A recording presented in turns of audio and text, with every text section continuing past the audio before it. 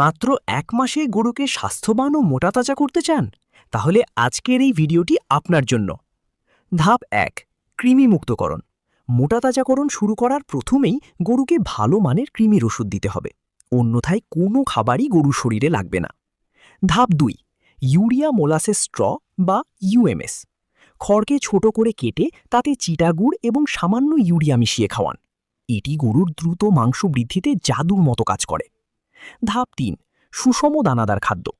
প্রতিদিন গরুর ওজনের অনুপাতে সঠিক পরিমাণে দানাদার খাবার দিন, সাথে পর্যাপ্ত কাঁচা ঘাস এবং বিশুদ্ধ পানি নিশ্চিত করুন। ধাপ ৪, সঠিক যত্ন। নিয়মিত গোসল করানো এবং পরিষ্কার পরিবেশে রাখলে গরু দ্রুত বৃদ্ধি পায়। মনে রাখবেন, কোনো ক্ষতিকর ওষুধ নয়, প্রাকৃতিক পদ্ধতিই সেরা। এই সম্পর্কে বিস্তারিত ভিডিও চাইলে কমেন্টে লিখুন ভিডিও চাই। আর এই ধরনের আরও খামার বিষয়ক টিপস পেতে আমাদের চ্যানেলটি সাবস্ক্রাইব করে সাথে